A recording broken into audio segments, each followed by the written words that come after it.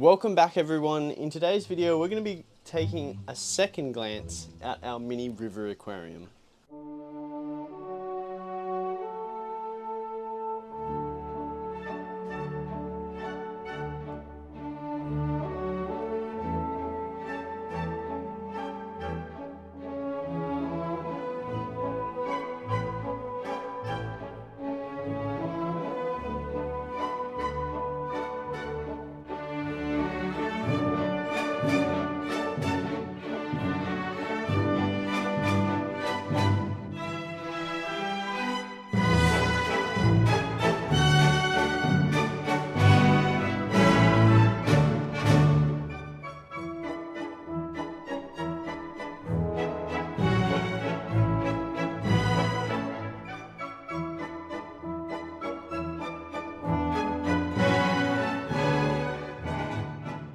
Now, the mini river aquarium has been set up for quite a few months now, and so much stuff has changed.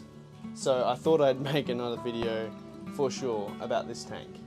Now, the appearance may also look different because we have a long-arm crayfish or a long-arm prawn, and he's been moving the tank around and just totally rescaping it to how he wants it. And we've also got some firetail gudgeons in there, and they have also been doing a little bit of burrowing. So you get a bit of erosion, which means the gravel moves, which means the rocks moves. You remove the foundations, everything above it's going to move too. But not only that, the plants have also grown into the aquarium, making it look way more jungly. We've got heaps of roots going, which is not only filtering the water, but adding this awesome Jurassic look, I reckon, to the aquarium, which is very cool. So I've been trying to maintain the water level around 60% full, and that's just because that's where the most, that's where the best look is, around 60%, because the greater part of this aquarium is basically aquatic life, and there is very little life or animal life above the water level, only plants and stuff. So I think I'd rather be focusing my attention on the lower half of the tank and having half the top half for terrestrial plants and whatever else crawls around up there, like the spiders that I don't manage to kill in my bedroom. You can actually see my long-arm crayfish right in the middle there, and he's been coming out regularly for food. I've trained him to come to that particular spot for food every time, so he's probably a little bit hungry, even though I've just fed him. And I've been feeding everything in this tank. So I think there's about 6 gudgeons and this long-arm prawn. He's the king, he's the star of the show. Very freaky and creepy looking thing. I'm so glad that he stays in this aquarium, which is another reason why I keep the water level slightly lower than maybe some other paludariums, terrariums sort of thing, is because there's a potential that this long-arm crayfish will jump out of the tank and crawl around on the floor and die, so that wouldn't be real great. But yeah, the long-arm prawn and these 6 or 7 gudgeons, I've been feeding them bug buffet, which is Keeping Fish Simple's food. There is not a better food on the market for what the stock in this tank. Like, a long-arm prawn can go and get this bug buffet, and because it's such a crumbly sort of food, which is great for baby fish as well, he can get it and get his little nippers and just feed himself off that lump. And it breaks apart really easy. So that's his favourite food. He can tell if I throw a different type of pellet in there. He can tell the difference between Hikari carnivorous pellets and bug buffet. He won't even touch the carnivorous pellets, even though they look identical. As soon as he finds the bug buffet out of the pile of food, he'll walk off. Whoa, there he goes, with the bug buffet. So same with the firetail gudgeons. You can actually see a male there. He's got more coloration than the females. They're growing up on the bug buffet as well. It's just a good food for them. They also eat the carnivorous Hikari. The plants have grown crazy in this tank. In fact, I'm going to get up and show you guys some of these awesome plants. So we're over here at the top of the aquarium now, looking down into it.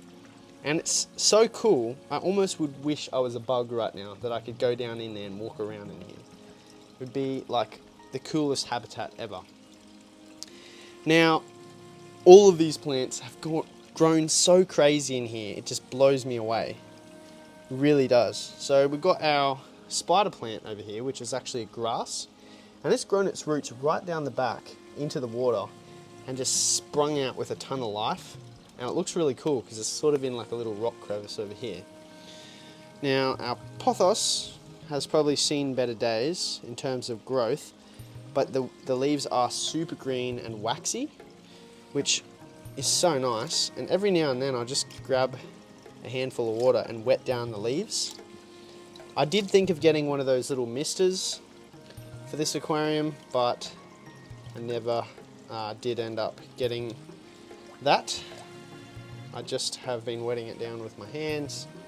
This helps the plant get rid of all the dust on the leaves, because this room can get rather dusty at times. Now, this elephant leaf plant is quite a weird one. It grows super tall, hits the roof, snaps, and then falls back into the aquarium. So it's definitely not really an indoor plant, but it is going crazy in here as well. And the other thing that's really weird about this plant is it's completely water resistant. So you can just flick water on it and it just gathers it. It makes for some really cool photos. It's definitely a weird plant. Doing really well.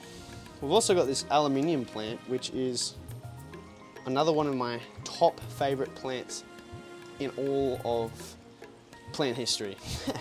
It's got this awesome leaf, and I've kept this ever since I've been a little kid in my aquarium, on the top of my aquariums. It's just been my staple signature plant.